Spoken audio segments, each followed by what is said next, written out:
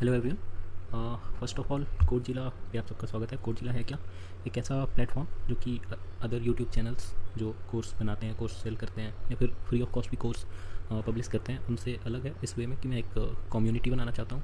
जितने भी डेवलपर जो एस्पिरेंट्स हैं, जो डेवलपमेंट फील्ड में आना चाहते हैं, वेब डेवलपमेंट से रिलेटेड फील्ड्स में, उनके लिए एक डिफाइंड प्लेटफॉर्म हो, जिसके लिए मैंने ऑलरेडी 6 महीने पहले यूट्यूब पे चैनल बना रखा था। बट मैंने इस चीज़ को पब्लिश नहीं करा, कभी भी आया नहीं मैं उसके बाद से यूट्यूब पे, जो मैंने सोच रखा था दिसंबर में। अभी ज्वाइन करा इंडस्ट्री को। तो इन सब चैनल से इस तरीके से मैं डिफ्रेंशिएट करना चाहता हूँ इस चैनल को कि ये कम्युनिटी जो टेलीग्राम पे कनेक्टेड रहेगी वो not as a developers but as a family की तरह एक दूसरे को ट्रीट करें। कोई भी ओपनिंग्स आए, किसी को भी ज़रूरत हो उस ओपनिंग की, उससे शेयर कर सकें। किसी का भी रिज्यूमे किसी दूसरे की कंपनी में अगर वैकेंसी ओपन हो तो रिकमेंड कर सकें। इस पर्सपेक्टिव के साथ में मैंने इस चैनल की शुरुआत करी है और चाहता हूँ कि उसी डायरेक्शन में ले जाऊँ। कभी भी मैं इस चैनल पे कोई भी कोर्स लेकर नहीं आऊँगा। हमेशा शॉर्ट और कंसाइज वीडियोस मैं पब्लिश करूँगा, जिससे छोटे कॉन्सेप्ट्स आप सीख सको। जो बहुत ही बिगनर है, मैं ऐसा एज्यूम कर रहा हूँ कि जो भी मेरी ऑडियंस होगी वो वेब डेवलपमेंट से रिलेटेड होगी। जिनको अगर मैं अपने ऑडियंस को 4 स्टेज में देखूँ तो कुछ मुझे ऐसा टाइमलाइन दिखता है कि एक वैसी ऑडियंस होगी जो अभी अभी शुरुआत कर रही होगी इस चीज़ का।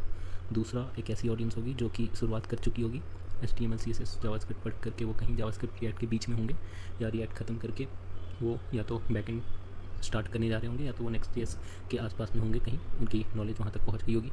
तीसरे वैसे होंगे जिनने कि मॉन्स्टैक पूरा पढ़ लिया होगा, एंड में होंगे जो पूरा एक फुल स्टैक ऐप बना पा रहे होंगे। चौथी उसी का तीसरा कहीं एक्सटेंडेड वर्जन होगा जो कि फुल स्टैक एक एप्लीकेशन बना करके अपने पोर्टफोलियो में अपलोड करके उस चीज़ को अपने रिज्यूमे में इंक्लूड करके वो जॉब सर्च कर रहे होंगे। तो ये लगभग एक रफ टाइमलाइन होगा। मैं एक्सपेक्ट करता हूँ कि इसी टाइमलाइन में किसी पॉइंट ऑफ टाइम पे आप होंगे, आगे पीछे भी हो सकता है कोई, बट ऐसा एक पर्सपेक्टिव है मेरा। मैं चाहूँगा कि जितने भी लोग सुन रहे हैं इसको वो टेलीग्राम चैनल से कनेक्ट हों, ताकि मुझे कुछ भी अच्छी जॉब ओपनिंग्स मिले, मैं उसमें शेयर कर सकूँ विद इन ग्रुप। अगर किसी को पता चलता है कोई जॉब ओपनिंग है, वो अपने पीयर्स की हेल्प कर सकते हैं। रेज्यूमे कैसा होना चाहिए, ये सब मैं हल्का फुल्का गाइड यही कर सकता हूँ। इसके अलावा पर्सनली आप टेलीग्राम के चैनल से भी कनेक्ट करके पूछ सकते हैं कि कौन सी चीज़ किस वे में होना चाहिए। बहुत ज़्यादा मुझे एक्सपीरियंस नहीं है, बट मुझे उतना एक्सपीरियंस है कि कैसे 2 साल के गैप होने के बाद भी इस पर्टिकुलर फील्ड को क्रैक किया जा सके। मैंने बीटेक करा है, वो भी सिविल इंजीनियरिंग में, ना ही कोई CS डिग्री थी। कुछ सर्कमस्टांसेस थे जिस कारण से मुझे जॉब छोड़नी पड़ी और मैं ऑलमोस्ट 2 साल घर पे था। मैंने HTML CSS सीखा था 2022 के जुलाई के आसपास में, और फिर मैंने छोड़ दिया था।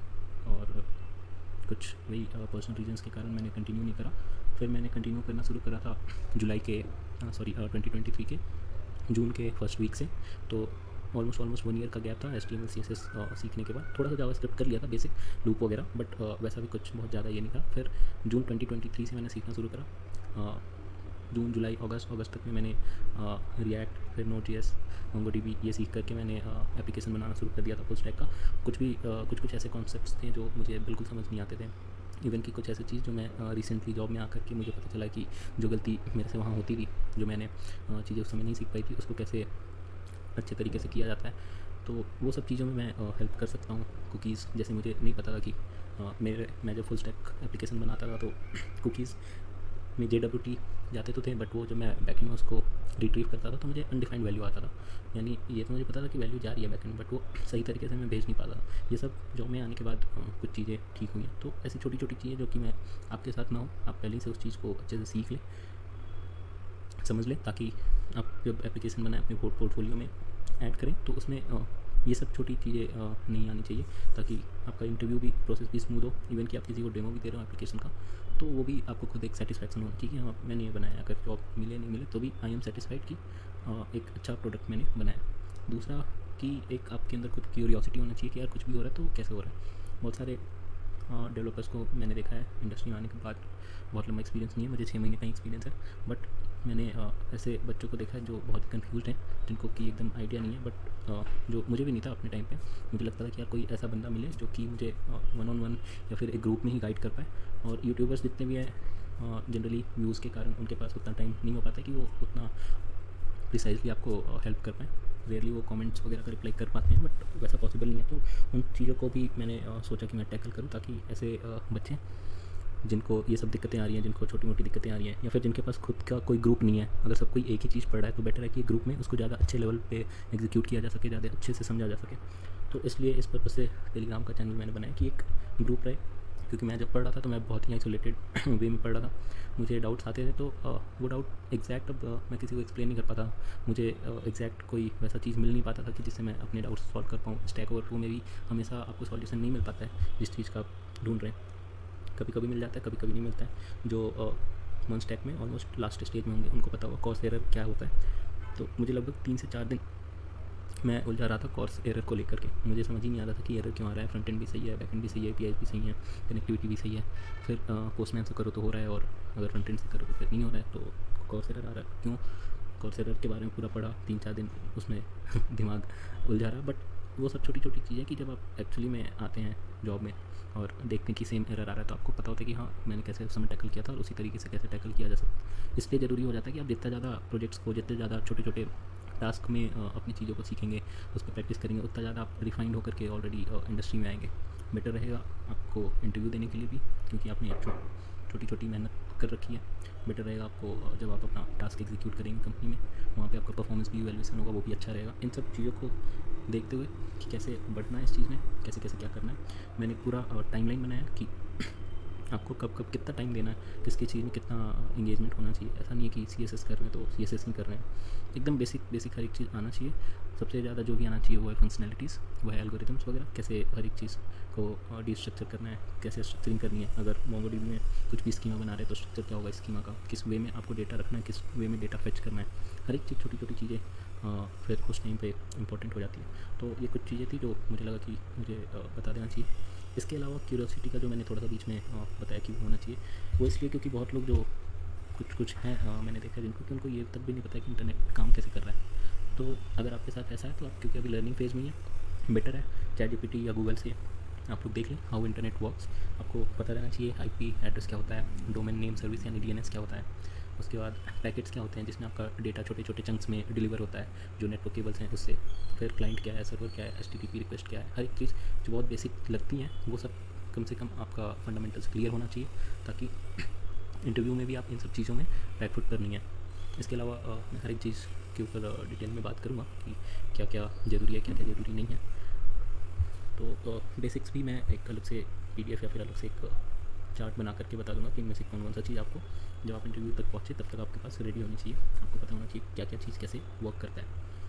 तो स्टार्ट करते हैं फर्स्ट इससे कि मर्ज कितना डिमांड में है, कितना रिलेवेंट है अभी इंडस्ट्री के पर्सपेक्टिव से। तो सबसे पहला चीज़ है कि डिमांड में मर्ज है, और मैंने एज ए मर्ज डेवलपर ही ज्वाइन करा है। और मर्ज का आप जब लिंक्डइन में ढूंढेंगे तो आपको लगभग 50-60 के अराउंड में जॉब्स दिखेंगी। उस टाइम पे जब मैं नवंबर से जनवरी के बीच में देखता था तब इतना ही था, अभी मैंने रिसेंटली नहीं देखा है कितना वो चल रहा है, बट ठीक ठाक है। आपको एक जॉब से मतलब उतना हो जाएगा। हाँ ये है कि मार्केट इसका ओवर सैचुरेट हो चुका है, इसलिए आपको सैलरी जो मिलेगी वो स्टार्टिंग में कम मिलेगी। एक्सपीरियंस होने के बाद में ऑब्वियस है जितने आप ज़्यादा स्किल्ड होंगे उतना आपको उसमें आप अपग्रेड कर सकते हैं अपने आपको करियर में। बट सैचुरेशन का कारण ये है कि पिछले 3-4 साल में जितने भी ऐसे न्यूटन स्कूल, स्केलर, ये सब टाइप की जो कंपनियाँ हैं इन्हें मार्केट पे इतने ज़्यादा डेवलपर्स ही बहुत स्किल डेवलपर्स पंप कर दिए हैं कि जो कंपनीज हैं उनको लोग अपने डेवलपर्स को संभालना मुश्किल हो गया। अच्छे लोग जो कि 3-3, 4-4, 6-6, 8-8 साल से हैं, सेम स्किल जो 2 साल का एक्सपीरियंस वाला बंदा है कहीं से कोर्स करके सेम आउटपुट दे रहा है। तो company at the end of the day एक बिजनेस ट्रांजैक्शन ही कर रही है, उनको आपसे कुछ काम है जिस काम के बदले वो पैसा दे रही है। अब वो काम कोई कम पैसे में कर दे तो ऑब्वियस है कि अगर मैं भी बिजनेस चलाऊंगा तो मैं भी अपना प्रॉफिट देखूंगा कि यार कोई कम पैसे में कर दे रहा है तो मैं कम पैसे देकर ही काम करूँ। इस कारण से फायरिंग ज़्यादा हो रहा है, ले ऑफ्स ज़्यादा हो रहे हैं। AI के आने के बाद इफेक्ट क्या पड़ा है, जो स्किल्ड थे जिनको काम करना आता था अच्छे से वो और ज़्यादा एफिशिएंट हो गए, उनका पावर कुछ 4-5x से बढ़ गया है, क्योंकि उनको पता है कि अगर ChatGPT से मैं कोड भी लिखवाऊंगा तो कहाँ वो गलती कर सकता है, या अगर कोड लिखवाने के बाद रन नहीं हो रहा है तो कहाँ बग होगा। एक बार मैंने कोड रीड करा उसका, उन्हें पता चला कि हाँ अच्छा इस पॉइंट पे ये तो गलत लिखा है इसने यहाँ पे, इसके बाद कोड आगे रन नहीं कर सकता, ठीक है इसको ठीक कर दो। बट जितना टाइम उन्हें खुद से कोड लिखने में लगता वो टाइम कम हो गया, एफिशिएंट हो गए, वो 4-5 दिन का काम उनका 1 दिन में होने लग गया, तो वो और स्किल्ड अप हो गए। और जिनको कोड रीड करना नहीं आता था, डिबग नहीं करना आता था, जिनको कोड को समझना नहीं आता था कि हाँ डेटा आ कहाँ से रहा है, कैसे उसको डेटा को API से निकालना है, ये सब चीज़ों में जिनको दिक्कत होती थी वो धीरे धीरे पीछे होते गए और गैप इतना बढ़ गया कि फिर वो ले ऑफ्स का वॉल्यूम बहुत ज़्यादा हो गया, जितना मुझे समझ आ पाया है ले-ऑफ्स का कारण और भी हो सकता है, बट ये एक मेजर रीज़न मुझे समझ में आ रहा है। तो रेलेवेंट तो है मॉन्स्टैक, बट हाँ तब है ये भी इंडिविजुअल पे डिपेंड करेगा कि अगर आप स्किल्ड हैं, अगर आपने स्किल के ऊपर काम कर लिया है, कर रखा है, तो फिर आपको कोई फ़र्क नहीं पड़ेगा कि रिलेवेंट है या नहीं है, क्योंकि एंड ऑफ द डे मॉन्स्टैक जिसने सीखा है उसमें HTML CSS जावास्क्रिप्ट रिएक्ट और किसी ने रिएक्ट के बाद में Next.js सीखा और नहीं सीखा ऑप्शनल है, बट मैं रिएक्ट तक कंसीडर कर रहा हूँ कि जिसने मॉन्स्टैक सीखा है उसे रिएक्ट तक तो आता ही है। अब रहा बात की वेब डेवलपमेंट का, तो वेब डेवलपमेंट जब तक है तब तक ब्राउज़र में जो भी डेटा शो हो रहा है, ब्राउज़र जो भी डिस्प्ले कर रहा है, वो केवल HTML CSS और जावास्क्रिप्ट ही समझता है ब्राउज़र, इसके अलावा कुछ भी चौथा चीज़ नहीं समझता है। तो आपका जावास्क्रिप्ट का नॉलेज तो जब तक ब्राउज़र है तब तक वो इंपॉर्टेंट है, तब तक वो एग्जिस्ट करेगा। तो इस बात से डरना कि मॉन्स्टैक रिलेवेंट है कि नहीं है, ज़्यादा बेटर है कि आप इस चीज़ को मॉन्स्टैक को हर एक पोर्शन में डिवाइड कर लो। इसको फ्रंट एंड को आप 60% एडवांटेज के साथ करो या फिर 60% वेटेज के साथ सीखो, बैक एंड को 40% वेटेज के साथ सीखो। अगर रिलेवेंट रहेगा मॉन्स्टैक तो आपको दिक्कत नहीं होगी, अगर रिलेवेंट नहीं है तो कोई बात नहीं, फ्रंट एंड तो आपका ऐसे भी रिलेवेंट है, आप उसमें आगे बढ़ सकते हैं। तो इसमें लॉस तो नहीं है किसी भी तरीके से। इसलिए ये चीज़ कि ये डिमांड में है या नहीं है, रिलेवेंट है कि नहीं है, कभी भी आप मॉन्स्टैक में आपको ये नहीं होगा कि कंपनी बोलेगी कि यार तुम पूरा एक एप्लीकेशन बनाओ, या तो आप MongoDB के साथ काम कर रहोगे, या तो आप Node.js पे काम कर रहोगे, या तो आप React पे काम कर रहोगे। ऐसा नहीं होगा कि फुल स्टैक पे काम कर रहोगे। बहुत ही छोटी माइक्रो लेवल की अगर स्टार्टअप है जिसके पास के उतने रिसोर्सेज नहीं है, वो आपको पुश कर सकता है कि आप सभी संभालो, बट जनरली वैसा होता नहीं है। कंपनीज़ के पास खुद के उतने रिसोर्सेज रहते हैं कि DB के लिए अलग रिसोर्सेज या टीम रहे, बैक एंड के लिए अलग, फ्रंट एंड के लिए अलग, और फिर टेस्टिंग और ये सब के लिए हर एक चीज़ के लिए अलग अलग टीम्स रहती हैं।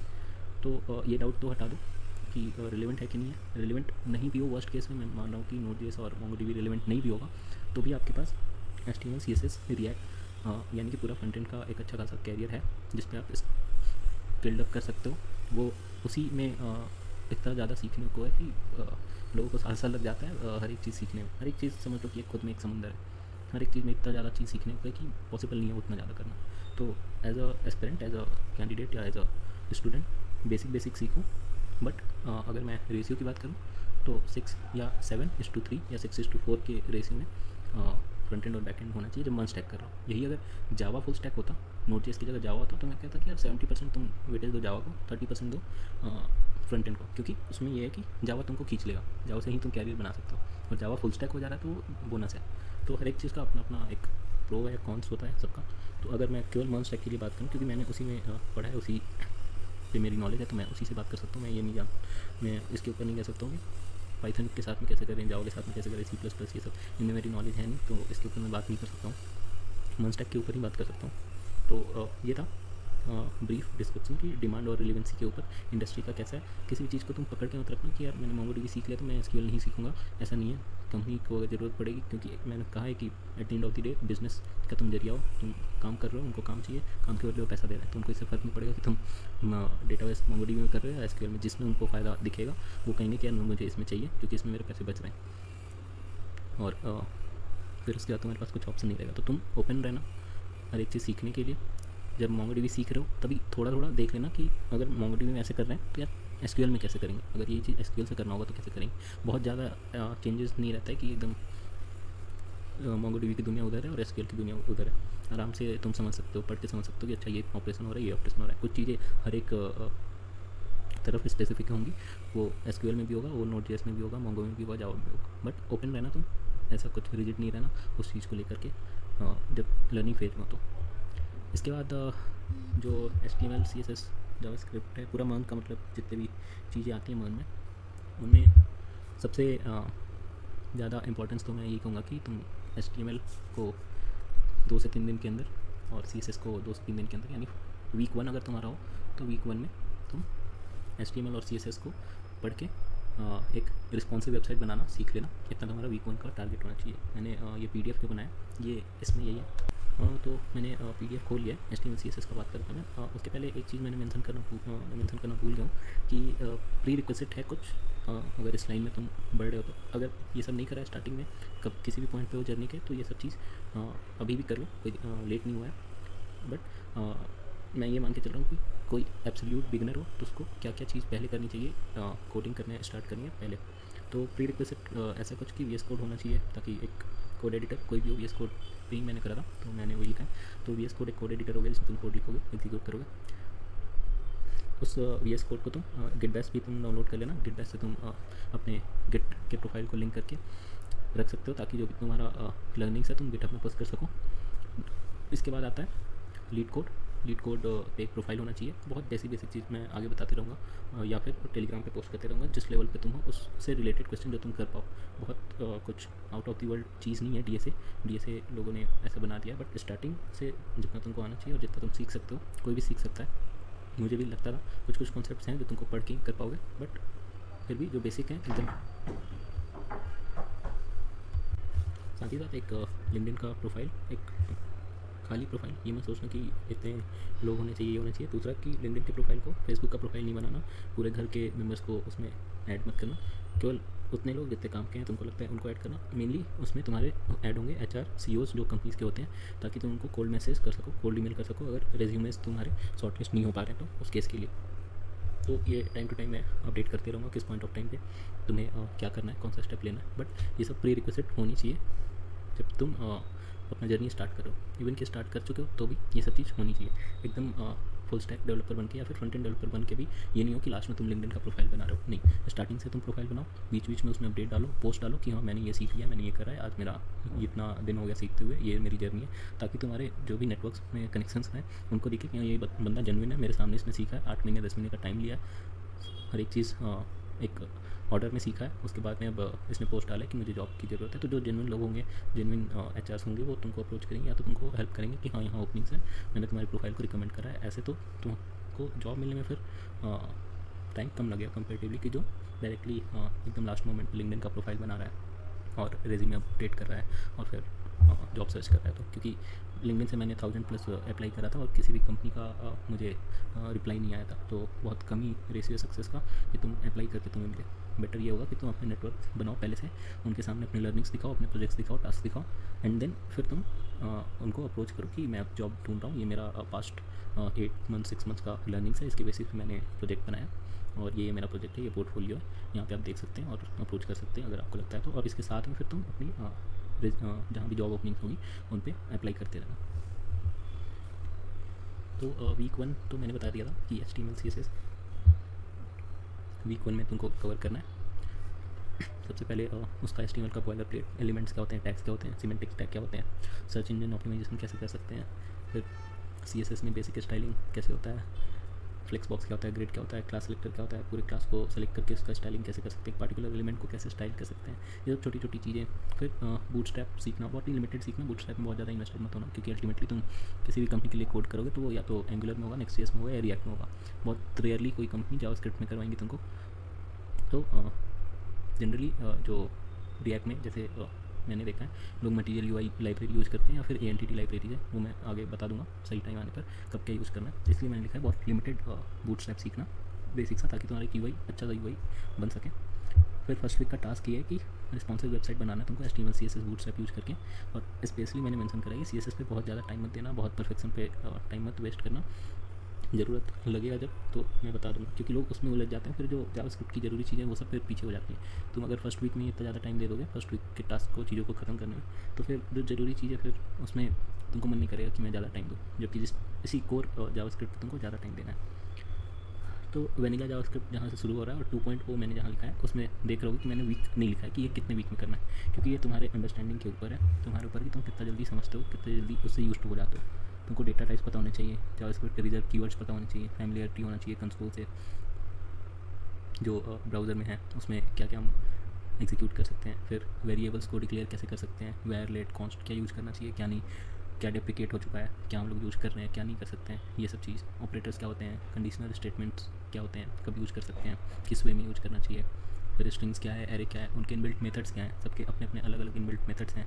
फिर लूप्स कितने टाइप के होते हैं, कौन कौन से लूप्स तुमको ज़्यादा काम में आएंगे, जो ज़्यादा काम में आएंगे वो ज़्यादा तुमको प्रैक्टिस करने हैं। फिर उसके बाद मैंने टास्क के नाम पे तुमको कुछ प्रॉब्लम्स दे रखा है, पिरामिड बनाना, ट्रायंगल बनाना, डायमंड, ये सब डिज़ाइंस बनाना लूप का यूज़ करके, और सेम चीज़ करना इनबिल्ट मेथड यूज़ करके। क्योंकि इंटरव्यू में तुमको या तो सीधा पैटर्न दे देंगे कि यार एक ट्रायंगल बनाओ, एक राइट एंगल ट्रायंगल बनाओ, या पिरामिड बनाओ, या एक डायमंड बनाओ, और इनबिल्ट मेथड यूज़ कर सकते हो। कोई ये बोलेगा, कोई बोलेगा इनबिल्ट मेथड यूज़ नहीं कर सकते हो, तो तुमको दोनों ही आने चाहिए। इस पॉइंट ऑफ टाइम पे एकदम बेसिक जो लीड कोड के प्रॉब्लम्स होंगे फिल्टर करना लैंग्वेज जावास्क्रिप्ट, और उसमें टाइप ईजी करना, और फिर जो क्वेश्चन होंगे उसमें तुम अपना सॉल्व करना। इतने नॉलेज के बाद में तुम सॉल्व करना शुरू कर सकते हो लीड कोड के प्रॉब्लम्स, और इजी को ही कंटिन्यू करना है तुमको, मीडियम में नहीं जाना है, एकदम इजी क्वेश्चन खत्म करना है, उसके बाद में ही हम लोग आगे बढ़ेंगे। वीक 1 में जेसन आइट्रेशन क्या होता है, ऑब्जेक्ट क्या होता है, की पेयर की क्या होता है, पेयर क्या होता है उसका, फिर XML HTTP रिक्वेस्ट क्या होता है, उसके जगह पर हम लोग अभी क्या यूज़ करते हैं, फिर होस्टिंग क्या है, स्कोप क्या है, फिर मैंने एक टास्क यहाँ पे लिंक करके रखा है, तो PDF जैसे मैं ग्रुप में डालूंगा तो तुम लिंक पे क्लिक करके टास्क पे जा सकते हो, API है API पे जा सकते हो, और प्रैक्टिस कंटिन्यू करना है लीड कोड का इजी क्वेश्चन के साथ में। वीक 2 अगेन जो फंक्शन, रिटर्न कीवर्ड, फिर टाइप किस किस टाइप के फंक्शन होते हैं, नेम्ड फंक्शन, एनोनिमस फंक्शन, ये सब जितने भी टाइप के हैं, फिर उनसे रिलेटेड टास्क की सारे ऑड नंबर्स को एक लिमिटेड रेंज में प्रिंट करो, सारे प्राइम नंबर्स को लिमिटेड रेंज में प्रिंट करो, उनका सम करो, पैलिंड्रोम ढूंढो, डुप्लीकेट्स हटाओ, ये सब बहुत सारी चीज़ें जो कि इंटरव्यू में पूछते हैं। ये सब को मैंने PDF को बनाई है उस तरीके से कि तुम स्टार्टिंग से तुम्हारा प्रैक्टिस इन सब चीज़ों से रहे, कि तुम जब एंड पॉइंट पे पहुँचो अपने जर्नी के, तुमको इन सब चीज़ों के बारे में नहीं सोचना पड़े, इन सब चीज़ों को के ऊपर टाइम ज़्यादा नहीं देना पड़े, इन सब चीज़ों से तुम स्टार्टिंग में ही यूज हो जाओ, इवन कि तुम वीक 3 में आ जाओ, वीक 4 में आ जाओ, बट ये सब चीज़ें तुम्हारी प्रैक्टिस चलनी चाहिए। बहुत ज़्यादा चीज़ नहीं है कि मैंने एक वीक में बहुत ज़्यादा चीज़ दे रखा है। वीक 3 में वीक 2 में एरो फंक्शन वगैरह भी है, सबसे ज़्यादा एरो फंक्शन ही तुम यूज करोगे रिएक्ट में, तो ये सब इंपॉर्टेंट हो जाता है। फिर वीक 3 में var, let, const, block scoping, कब किन को यूज करना चाहिए, फिर लोकली डिक्लेयर्ड ग्लोबल वेरिएबल क्या है, लोकल वेरिएबल क्या है, ये सब, फिर ऑब्जेक्ट को रीस्ट्रक्चर कैसे कर सकते हैं, टेम्पलेट लिटरल्स में हम लोग कैसे एक स्ट्रिंग को लिख सकते हैं डेटा पास करा करके। फिर यहाँ पे डे 5 का टास्क है जो कि मुझे लिंक करना है यहाँ पे, तो वो मैं लिंक कर दूँगा। उसके बाद में फिर तुम्हें लीड कोड की प्रॉब्लम्स को कंटिन्यू करना है। फिर नेक्स्ट वीक में क्लासेस क्या होते हैं जावास्क्रिप्ट में, कंस्ट्रक्टर क्या होता है, सेट करते हैं हम लोग क्लास को, फिर जो डेटा सेट करते हैं, फिर गेट कैसे कर सकते हैं, दिस कीवर्ड हम लोग कहाँ यूज करते हैं, कैसे यूज कर सकते हैं, उसमें भी फिर वही ग्लोबली और लोकली के कॉन्सेप्ट्स वापस से आएंगे कि कैसे अभी जो हम लोग फेच कर रहे हैं वो लोकली है या फिर ग्लोबली है, दिस कीवर्ड से तुम डिफाइन करके पता चलेगा कि अभी जो फेच कर रहे हो वो एक्चुअली में डेटा आ कहाँ से रहा है, डिफाइंड कहाँ पे है तुम्हारे क्लास में। फिर उससे रिलेटेड टास्क अगेन मुझे लिंक करना है, ये दो मैं थोड़ा इस पर अच्छे टास्क ढूंढ करके मैं इनमें लिंक कर दूंगा। लीड कोड को तुमको कंटिन्यू रखना है थ्रू आउट, तो उसको मैं रिपीट नहीं करूँगा हर वीक में। नेक्स्ट वीक तुमको मैप, रेडियस, फिल्टर ये सब सीखना है। इनके ऊपर जैसे ये लूप के ऊपर तुमने प्रैक्टिस करा है, इनके ऊपर भी एटलीस्ट 2-2 दिन वीक में 2-2 दिन तुम्हें इसके ऊपर टाइम देना है। उससे रिलेटेड ही क्वेश्चन मांगो ChatGPT से कि मुझे इसके ऊपर क्वेश्चन दो जावास्क्रिप्ट में, उन सब क्वेश्चन को लो 10, 15, 20 जितने तुमसे बन सकें उनके ऊपर प्रैक्टिस करो। 2 दिन मैप के ऊपर, 2 दिन रेडियस, 2 दिन फिल्टर के ऊपर, और फिर डे 6 को तुम इस टास्क को अप्रोच कर सकते हो। टाइम जितना ज़्यादा स्टार्टिंग में इन सब चीज़ों के ऊपर दोगे उतना ही तुम्हें एंड में टाइम कम लगेगा। जब तुम फुल स्टैक एप्लीकेशन बना रहे होगे, स्टार्टिंग में इन सब पे तुम टाइम अगर कम दोगे तो फिर आगे बहुत दिक्कत होगी। और एक वार्निंग है कि ChatGPT को सॉल्यूशन के लिए नहीं यूज करना है, नहीं तो फिर इंटरव्यू में तुम्हारा दिमाग उतना लाइटनिंग फास्ट चलेगा नहीं, क्योंकि तुम्हें तब तक आदत हो जाएगी हर एक चीज़ ChatGPT से पूछने की, तो तुम्हारा दिमाग इवन कि तुम आंसर जानते होगे रिस्पॉन्ड नहीं कर पाओगे उतने लाइटनिंग फास्ट। नेक्स्ट वीक में डॉक्यूमेंट ऑब्जेक्ट मॉडल क्या होता है, डॉम क्या होता है, उसके बारे में पढ़ना। फिर क्रिएट एलिमेंट्स है, ये सब जावास्क्रिप्ट के इनबिल्ट फंक्शंस हैं, इनसे तुम HTML के एलिमेंट बना सकते हो, उनमें क्लास लगा सकते हो, उनके ऊपर फंक्शंस बना सकते हो। मैंने एक कैलकुलेटर बनाया था, वो भी उसका भी लिंक मैं इसमें अटैच कर दूंगा। बिना HTML और CSS यूज करे मैंने वो कैलकुलेटर बनाया था केवल जावास्क्रिप्ट के बेसिस पे, तो वो कैसे कर सकते हैं वो वीक 6 में देखेंगे। कंटिन्यू करना है। यहाँ पे मैंने मेंशन करा कि ChatGPT गूगल से कॉन्सेप्ट्स को समझने के लिए यूज करना है, स्टैक ओवरफ्लो से एरर वगैरह के लिए। प्रैक्टिस और कंसिस्टेंसी से ही तुम्हारा ग्रोथ अच्छा होगा। बट फिर मैं ChatGPT पे स्ट्रेस दूंगा कि तुम प्रॉब्लम्स के लिए वहाँ पे मत जाओ। एरर्स आ रहा है तो पहले एरर के बारे में पढ़ो, सीधा कॉपी पेस्ट नहीं करना कि यार ये मेरा कोड है और इसमें ये एरर आ रहा है तो इसको सॉल्व करो। पहले एरर्स से गो थ्रू हो, सारे एरर्स को जानो कि एरर्स होते क्या क्या हैं, कैसे टाइप के होते हैं, एरर्स को रीड कैसे करते हैं, किस लाइन नंबर में एरर आ रहा है, एरर क्या आ रहा है, सिंटेक्स का एरर है, किस टाइप का एरर है, रेफरेंस का एरर है, या एरर का जो टाइप है उससे तुम पता लगाओ, उससे तुम समझने की कोशिश करो कि आखिर दिक्कत कहाँ है मेरे कोड में, और खुद से हाथ पैर मारो कि क्या गलत जा सकता है, कहाँ मैं खुद गलत जा रहा हूँ। और उसके बाद फिर देखो, अगर बहुत ज़्यादा टाइम जा रहा है पूरे दिन में तुमको समझ ही नहीं आ रहा है कि हाँ दिक्कत कहाँ है, ये मैंने सही करा, ये मैंने सही करा, तब जाके स्टैक ओवरफ्लो पे देखो या फिर ChatGPT से पूछो। लेकिन स्टार्टिंग से ही नहीं पूछते रहना कि यार ये मैंने 4 लाइन का कोड लिखा और इसमें ये गलती आ रही तो ये सही करो, क्योंकि उसमें फिर वही होगा कि जब तुम एक्चुअली में इंडस्ट्री में आओगे, किसी ऑर्गेनाइजेशन का पार्ट बनोगे, तो लोग ये सब चीज़ क्योंकि गो थ्रू करके आए हैं तो वो जल्दी जल्दी एरर समझ लेंगे, क्योंकि कंपनियाँ जाने के बाद तुमको ChatGPT करने मिलेगा ये मैं मान के नहीं चलूँगा, मैं यही मान के चलूँगा कि तुम्हें नहीं मिलेगा यूज़ करने। तो स्टार्टिंग से वैसा प्रैक्टिस है तो बेटर रहेगा। अगर मिल जाता है तो वो और एफिशिएंट हो जाओगे तुम, बट बेटर यही है कि मिनिमम रखो इस चीज़ को और मैक्सिमम उसका फ़ायदा इस चीज़ में उठाओ कि कॉन्सेप्ट्स जो हैं तुमको उन सबको सीखने के लिए क्या होता है मुझे विजुअलाइज़ कराओ, ऐसे ऐसे चीज़ उससे पूछो जो कि तुम्हारी क्यूरियोसिटी को बढ़ा रहा है कि आखिर ये काम कैसे करता है, ये सब चीज़ पूछो, ना कि सीधा सीधा जो कोड में एरर आ रहा है, क्योंकि इन सब टाइम में जो तुम्हें कोड में दिक्कत आएंगी वो बहुत ही बेसिक लेवल की होंगी, उन सब के लिए तुमको ज़रूरत भी नहीं है ChatGPT का। तो नेक्स्ट वीक है ये सब एडवांस कॉन्सेप्ट्स आ जाते हैं इस वाले वीक से। ये सब कॉल बैक्स के ऊपर है, कॉल बैक क्या होता है, कॉल स्टैक क्या होता है, web API, event loop, Q क्या है, पर्पस क्या है कॉल बैक का, कॉल बैक L क्या है, उसी को पिरामिड ऑफ डूम बोलते हैं। फिर एग्जांपल देख सकते हो कैसे क्यू स्टैक काम करते हैं, बैक ऑफ द फ्रेम कैसे ये सब एग्जीक्यूट होते हैं। फिर एक JS कोड लिखना कॉल बैक L यूज़ करके, ताकि तुमको समझ में आए कि कितना ज़्यादा टाइम कंज्यूमिंग है और कितना डिफिकल्ट होता है कोड अंडरस्टैंड करना अगर कोई कॉल बैक L यूज़ करके कोड लिखता है तो। और इसीलिए हम लोग उसको यूज़ नहीं करते हैं, बट तुम्हें पता होना चाहिए कि यार ये इफेक्टिव मेथड नहीं है इसलिए यूज़ नहीं करते हैं। अगर नहीं पता होगा तो तुम जॉब में ऐसी मेथड्स को एग्जीक्यूट करोगे या फिर परफॉर्मेंस के ऊपर ही बात आएगा। नेक्स्ट वीक प्रोमिसेस क्या होते हैं, फेच देन असिंक अवेट, ये सब फिर बहुत ही इंपॉर्टेंट कॉन्सेप्ट है। सेम चीज़ तुम Node.js में यूज़ करोगे, सेम चीज़ तुम React में भी यूज़ करोगे, तो इसलिए मैंने यहाँ पे एडवांस JS लिखा है कि ये सब चीज़ तुम्हारी थ्रू आउट हर एक जगह यूज़ होनी ही होनी है। एक बेसिक सा to do list HTML CSS JavaScript को यूज करके तुमको बनाना है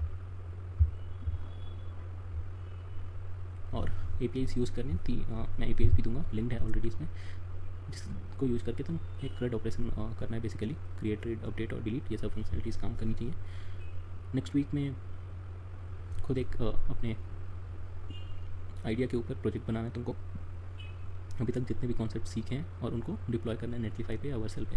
डिप्लॉयमेंट कैसे करते हैं, कैसे अपने प्रोजेक्ट को बंडल बना करके अपलोड करते हैं और कैसे वो एक वेबसाइट के तरीके से दिखता है, ये सब चीज़ टाइम टू टाइम मैं बताऊंगा। यहाँ पे जैसे प्रोजेक्ट वीक जो है, ये जो तुम प्रोजेक्ट बनाओगे यूनिक होना चाहिए, अच्छा होना चाहिए, ताकि तुम आगे चल के जब अपना पोर्टफोलियो बनाओ तो उसमें स्केलिंग को अटैच कर सको। इसलिए ये कुछ ऐसा बेसिक सा नहीं होना चाहिए। टू डू बहुत बेसिक सा है ताकि तुमको समझ में आए कि हर एक चीज़ काम कैसे कर रहा है, हर एक टाइम पे हम सब चीज़ कैसे एग्जीक्यूट कर सकते हैं। देन नेक्स्ट वीक का मैंने एक गैप टाइप कर रखा है। इस वीक को तुम गैप समझ सकते हो जावास्क्रिप्ट से रिएक्ट पे जंप करने के लिए। इसमें तुमको सारे बेसिक चीज़ें जो कॉन्सेप्ट्स हैं जावास्क्रिप्ट के वो सब रिवीजन करना है उनका। कुछ बेसिक HTML CSS JS के ऊपर MCQs का प्रैक्टिस करना है। कुछ थियोरेटिकल क्वेश्चन है, ये सब भी मैं पोस्ट कर दूंगा वीक 10 वालों के लिए जो उस टाइम पे वीक 10 में रहेंगे, कि HTML के क्या क्या क्वेश्चन आते हैं CSS के जावास्क्रिप्ट के इंटरव्यू में और उनसे रिलेटेड थियोरेटिकल नॉलेज में क्या क्या होना चाहिए। देन React.js आता है। React.js में वीक 1 में वही बेसिक्स वगैरह, क्या पर्पस है रिएक्ट का, डिफरेंस क्या है एक लाइब्रेरी और फ्रेमवर्क में, क्रिएट रिएक्ट ऐप से बनाएंगे तो फिर रिएक्ट ऐप कैसा दिखता है, npm create vite at latest करेंगे तो कैसा बनता है, दोनों में डिफरेंस क्या है, कौन ज़्यादा प्रिफरेबल है या रिकमेंडेड है, कौन सा यूज करना चाहिए। देन आता है अंडरस्टैंडिंग JSX, जावास्क्रिप्ट के अंदर XML क्या होता है यूज करके, मतलब जावास्क्रिप्ट के अंदर हम लोग HTML कैसे लिख सकते हैं, फिर उसके लेआउट, फिर रीयूजेबल कंपोनेंट्स क्या होते हैं, कंपोनेंट्स क्या होते हैं, पूरा रिएक्ट का आर्किटेक्चर समझना। स्टार्टिंग में बहुत दिक्कत जाता है, मुझे बहुत कन्फ्यूजन होता था कि यार कंपोनेंट्स क्या हैं, कौन सा फाइल कहाँ है, कौन सा डेटा कहाँ से पास हो रहा है, प्रॉप्स क्या है, स्टेट क्या है, ये वो बहुत इसमें दिक्कत होता। वो सब मैं हेल्प करूँगा ताकि स्मूथली तुम बढ़ पाओ। नेक्स्ट है मटेरियल UI को रिएक्ट के साथ में तुमको यूज करना। फिर जो भी करोगे इसमें उसको नेटलीफाई या वर्सल पे अपडेट करना, होस्ट करना है। देन नेक्स्ट वीक में हुक्स है, स्टेट है, ये सब क्या होते हैं, conditional rendering, event handling, props क्या है, स्टेट क्या है। फिर इतनी इस बेसिस पे तुम एक ई-कॉमर्स में जैसे अलग अलग प्रोडक्ट्स होते हैं, उन सब प्रोडक्ट्स को कैसे लगा सकते हो, कैसे उसमें ऐड टू कार्ट कर सकते हैं, कैसे कार्ट का काउंटर बढ़ा सकते हैं, ये सब चीज़ एज ए प्रोजेक्ट हम लोग बनाएंगे और उसको फिर होस्ट करेंगे नेटलीफाई पे। देन फिर इन डेप्थ समझना कंपोनेंट का लाइफ साइकिल क्या क्या होता है, स्टेटफुल कंपोनेंट्स क्या होते हैं, स्टेटलेस कंपोनेंट्स क्या होते हैं, डायनेमिक डेटा कैसे पास कर सकते हैं कंपोनेंट्स में, और भी हुक्स के बारे में जानना, use state, use effect, drop dealing क्या है, पेरेंट टू चाइल्ड और चाइल्ड टू पेरेंट और डेटा कैसे पास कर सकते हैं। देन वीक 4 में रिएक्ट राउटर के बारे में जाना, कैसे हम लोग अलग अलग पेज बना सकते हैं, उस पेज कैसे राउट कर सकते हैं। फिर कंटेक्स्ट एपीआई क्या होता है, टॉप टू डाउन वाटरफॉल की तरह हम अपना डेटा कैसे किसी भी कंपोनेंट में पास कर सकते हैं बिना पेरेंट चाइल्ड के रिलेशन के भी इंडिपेंडेंटली, ये सब हम उसमें सीखेंगे। फिर रिएक्ट का एडवांस कॉन्सेप्ट, वो use ref, use reducer, use call back, use memo, ये सब यूज़ करना, use memo, use call back, ये सब ऑप्टिमाइजेशन के लिए यूज़ होता है। देन एक्सियोस लाइब्रेरी का यूज़ करना एपीआई कॉल्स के लिए, अभी तक हम लोग फेच यूज़ कर रहे थे, एक्सियोस लाइब्रेरी यूज़ करेंगे। जीएस कुकी, ताकि डेटा कुकी में सेव कर सको ऑथेंटिकेशन के लिए। इन सब पे डिटेल में बात करेंगे जब उस पेज में आप लोग रहेंगे। तो सारे टॉपिक्स को रिवाइज़ करना, जो भी डाउट है सॉल्व करना, प्रैक्टिस करना, ये सब चलता रहेगा हर वीक का। नेक्स्ट वीक में रिडक्स और उससे रिलेटेड स्टेट मैनेजमेंट कैसे होता है, फंक्शनल कंपोनेंट क्या होता है, क्लास कंपोनेंट क्या होता है, लाइफ साइकिल मेथड्स क्या है क्लास कंपोनेंट के। फिर यहाँ पे हम लोग इस वीक में लाइब्रेरी मैनेजमेंट सिस्टम बनाएंगे कि एक पूरी लाइब्रेरी को मैनेज करने के लिए क्या क्या चीज़ें लगती हैं, उसके ऊपर हम लोग 2 से 3 दिन में एक प्रोजेक्ट बना करके ख़त्म करेंगे। देन नेक्स्ट वीक आता है मेजर प्रोजेक्ट का, रिएक्ट के बेसिस पे 1 से 2 प्रोजेक्ट अभी तक जितने लर्निंग्स हुए हैं, HTML, CSS, react, material, UI, bootstrap को लेकर के एक प्रोजेक्ट बनाना। यूनिक होना चाहिए, क्योंकि मैक्सिमम लोगों को मैंने देखा है कि ई कॉमर्स वगैरह ही बना करके आते हैं इंटरव्यू के लिए। हर एक कोई अगर इंटरव्यू के लिए ई कॉमर्स ही बना करके आ रहा है तो एज ए इंटरव्यूअर मेरे लिए बोरिंग हो जाएगा कि यार हर दूसरा बंदा वही प्रोजेक्ट बना करके आ रहा है, कुछ यूनिकनेस नहीं दिख रहा है, कुछ उनमें क्रिएटिविटी नहीं दिख रहा है उनका। इसलिए मैंने लिखा है कि आपका प्रोजेक्ट यूनिक होना चाहिए। और प्रोजेक्ट यूनिक का मतलब क्या है, आप अपने आसपास में देखें, सोसाइटी में देखें, कुछ प्रॉब्लम उठाएं, प्रॉब्लम को सॉल्व करने के लिए एक प्रोडक्ट बनाए कि यार ये प्रॉब्लम था, ये मेरा प्रोडक्ट इस प्रॉब्लम को सॉल्व कर रहा है, ऐसा टाइप का कुछ आपका प्रोडक्ट होना चाहिए, तो जाके वो यूनिक प्रोडक्ट बनेगा। नेक्स्ट डेज मैंने 2 वीक ही रखा है, क्योंकि ऑलरेडी आपने मैक्सिमम चीज़ रिएक्ट में कवर कर रखी है। मैंने मेंशन भी करा है कि it is design assuming that you have already learn react JS. कोई जावास्क्रिप्ट के बाद सीधे नेक्स्ट जेएस करेगा तो मुझे एक्जैक्टली नहीं पता कितना टाइम लगेगा, बट कंपेरेटिवली टाइम ज़्यादा लगे। अगर आपने ऑलरेडी रिएक्ट कर रखा है तो 2 वीक के अंदर आप यूज टू हो जाएंगे नेक्स्ट जेएस से। मैंने नेक्स्ट जेएस नहीं पढ़ा है अच्छे से, बहुत ही बेसिक उसके सिंटेक्स वगैरह पढ़े हैं, तो भी जितना चीज़ मैं जान पाया हूँ उसके हिसाब से मैंने 2 वीक्स का डिज़ाइन कर दिया। ये भी रिएक्ट के ही जैसा है, बस आपको चीज़ें कुछ कुछ चेंज हो जाती हैं। दूसरा इसमें एक सर्वर साइड रेंडरिंग भी आपको ऐड हो जाएगा। और ये 19 वीक्स और 28th वीक आपका होगा। फिर पोर्टफोलियो बनाना, अपने सारे इंपॉर्टेंट प्रोजेक्ट, हर एक प्रोजेक्ट को पोर्टफोलियो में नहीं दिखाना है, इंपॉर्टेंट ही दिखाना है। आप बेसिक टू डू नहीं दिखा सकते अपने पोर्टफोलियो में, अच्छे प्रोजेक्ट्स जो आपने बनाए होंगे वो दिखाना है। सिंगल पेज रिज्यूमे होना चाहिए, डिसेंट फ्लो होना चाहिए। पहले आपका लेटेस्ट एजुकेशन वगैरह ये सब मैं उसमें बताऊंगा कब कब क्या क्या रखना है। एक पेज का रिज्यूमे हो तो कौन सा चीज़ ज़्यादा इंपॉर्टेंट हो जाता है, कौन सा कम, किसको ऊपर किसको नीचे रखना है। देन मल्टीपल जॉब पोर्टल्स पे प्रोफाइल बनाने, जैसे वेलफोन, नौकरी, एएस, नेक्स्ट लेवल, ये सब।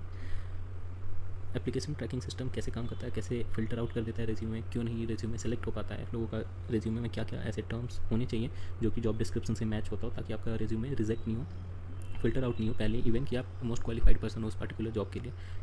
तो ये सब हम लोग वीक 20th वीक में और उसके आगे देखेंगे कि जेडी और आपका रेज्यूमे इन दोनों में रिलेवेंसी कितनी है। आपको ऑलमोस्ट मान के चले कि हर एक जॉब डिस्क्रिप्शन के लिए आपको थोड़ा बहुत अपने जेडी को मैनिपुलेट करना होगा, अपने रेज्यूमे को मैनिपुलेट करना होगा जेडी के हिसाब से। और ये फ्रंट एंड का था 20 वीक्स का, यानी 5 मंथ्स का। इसके अलावा अगर नेक्स्ट कोई Node.js और MongoDB करता है तो क्योंकि उसका फुल स्टैक का प्रोजेक्ट भी बनना होगा तो 2 to 2.5 मंथ्स इसमें ऐड हो जाएगा। ओवरऑल अगर फुल स्टैक कोई करना चाहता है तो वो 8 मंथ्स का होगा। एंड अगर कोई केवल फ्रंट एंड डेवलपर तक का ही जर्नी करता है तो वो उसके लिए 20 वीक्स, और उसके ऊपर फिर जितना टाइम उसको लगे इंटरव्यू शेड्यूल करने में और इंटरव्यू क्लियर करने में, ये उसके स्किल के ऊपर है। तो मिनिमम 5 मंथ्स आपको देने होंगे अच्छा स्किल्ड डेवलपर बनने में, ना कि मैं ये कहूँ कि 21 दिन में बन जाओ और 7 दिन में बन जाओ। मैं बेवकूफ़ बनाने से दूर रहता हूँ कि जो एक्चुअली में पॉसिबल है मैं उसी के ऊपर बात करूँगा, इन सब चीज़ों के ऊपर बात नहीं करूँगा कि जो पॉसिबल है नहीं है, जो केवल अटेंशन ग्रैब करने के लिए, व्यूज़ गेन करने के लिए लोग बना देते हैं वीडियोस। इसलिए इतना डिटेल्ड में मैंने बनाया, इसलिए इस वीडियो का लेंथ अप्रॉक्स 1 आवर है।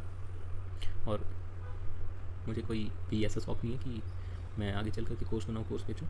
इस बस मैं कमेंट्स वगैरह देखता था बच्चों का या फिर जो भी एस्पिरेंट्स हैं जो आना चाहते हैं, तो लगता था कि यार इनका हेल्प किया जा सकता है, तो इसलिए मैं वापस से इसको कंटिन्यू करने का मैंने डिसीजन लिया। नहीं तो मैंने ग्रुप तो बनाया था दिसंबर में ही, बट कंटिन्यू नहीं करा, ये सब सोच के कि ऑलरेडी बहुत लोग हैं इस फील्ड में। बट स्टिल बच्चों के कमेंट्स को देखते हुए और उनके नॉलेज और पर्सपेक्टिव को देखते हुए मैंने सोचा कि फुल 360 उन्हें मैं फुल 360 पर्सपेक्टिव दूँ, पूरा चीज़ क्या है, कैसे पूरा सिस्टम काम करता है।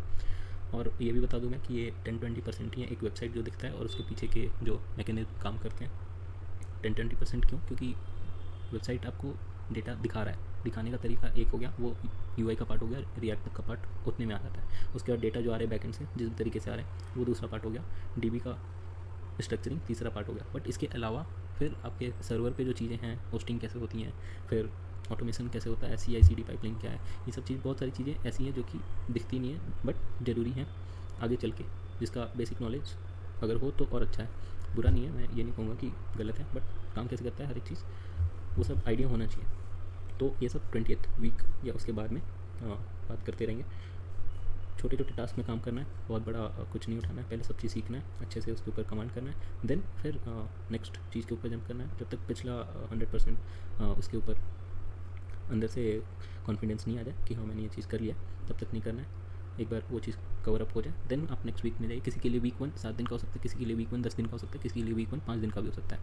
ये भी मैं मेंशन कर दूँ, ऐसा कुछ नहीं है कि मैंने वीक वाइज लिखा है तो उसको उसी टाइम में करना है। ये मैंने एक स्टैंडर्ड PDF बनाया है, साथ हर एक के लिए वो लर्निंग पेस पे डिपेंड करेगा कौन कितने जल्दी सीखता है, कौन कितने आराम से सीखता है। और इसमें भी कोई बुराई नहीं है कि कोई आराम से सीख रहा है, मेन है सीखना और एक अच्छा डेवलपर बन के इंडस्ट्री में आना, ना कि एकदम बेसिक नॉलेज लेकर के या फिर बेसिक नॉलेज भी नहीं लेकर के किसी भी तरीके से इंटरव्यू क्रैक करके और आ जाना। क्योंकि कैरियर है, कैरियर लंबा चीज़ है, आप ब्लफ नहीं कर सकते किसी को भी, अल्टीमेटली ब्लफ आप खुद को करेंगे और बिना नॉलेज के आप लंबे कैरियर के ऊपर फोकस नहीं कर सकते। फिर वही होगा कि आज इस कंपनी में फिर ले ऑफ हो गया, फिर दूसरी जगह ढूंढे, फिर वहाँ काम करा, फिर वहाँ ले ऑफ हो गया, ये चलते रहेगा। कंसिस्टेंसी नहीं आएगी कि एक जगह कहीं गए, वहाँ पर काम करा 2 साल 3 साल, स्विच करा जॉब स्विच करने में अगर आप उतने इंपॉर्टेंट की प्लेयर होंगे तो आप जिस कंपनी में काम कर रहे होंगे वो कंपनी आपको रिटेन कर लेगी, जाने नहीं देगी वो, अगर आप अच्छे इंप्लॉय होंगे तो ये सब चीज़ भी इंपॉर्टेंट हो जाता है down the line. But one thing at a time, one step at a time लेकर के आगे चलना है, आगे कंटिन्यू करना है। And till then thank you. अगर किसी को भी हेल्प हुआ, किसी को भी लगता है कि ये एक ऐसा चीज़ है जो मैं ढूंढ रहा था, तो थैंक्स लॉट इतना सुनने के लिए, क्योंकि 1 घंटा बहुत ज़्यादा टाइम होता है सुनने के लिए सब चीज़। मेरे पास उतना टाइम नहीं है कि मैं बहुत ही कैची वीडियो एडिटिंग करूँ और कि लोगों का अटेंशन ग्रैब हो, ना ही मुझे कुछ उतना शौक है इन चीज़ों का अभी इस पॉइंट ऑफ टाइम पे, और उतना मेरे पास टाइम भी नहीं है। अगर आपको लगता है तो आप ग्रुप ज्वाइन कर सकते हैं, और जो अच्छे डेवलपर्स होंगे या जो डाउन द लाइन मुझे लगेंगे कि हाँ इनमें पोटेंशियल है, उनके रेज्यूमे मैं पर्सनली अपने कंपनी में रिकमेंड करूँगा, ताकि हायरिंग में आपके कोई भी प्रॉब्लम ना आए। इसके अलावा मेरे जितने रिसोर्सेज हैं, जितने फ्रेंड्स हैं, या जितने भी HR से मेरे कनेक्शंस हैं, अगर मुझे लगा कि आप में पोटेंशियल है, आप मुझे अपना पोटेंशियल शो करो, 100% मैं जितना हो सकेगा मैं हेल्प करूँगा, रिकमेंड करूँगा जितना हो सकता है। But limited number of people को ये भी बता दूँ जो टॉप परफॉर्मर रहेंगे। तो ये अब आपके ऊपर है कि अगर ग्रुप में 10 लोग हैं तो आप उनमें किस पोजीशन पे हैं ग्रुप में हैं। तो ये नहीं है कि बस नाम का हो, आपके अंदर कितना पोटेंशियल, आप कितना आउटपुट देने का पोटेंशियल रखते हैं उस पर डिपेंड करेगा। Till then bye bye, take care. और बैकएंड का टाइमलाइन मैं नेक्स्ट वीडियो में ऐड कर दूँगा, अगर किसी को लगेगा कि हाँ मुझे ज़रूरत है, then I add up, otherwise मैं फ्रंट एंड को ही ज़्यादा प्रायोरिटी फ़िलहाल के लिए दे रहा हूँ, क्योंकि Node.js में भी सेम ही चीज़ है, असिंक का वेटिंग यूज़ करेंगे हम ट्राई कैच, तो उसमें बहुत ज़्यादा टाइम नहीं लगेगा ट्रांजिशन में। तो ठीक है, तब तक के लिए बाय बाय।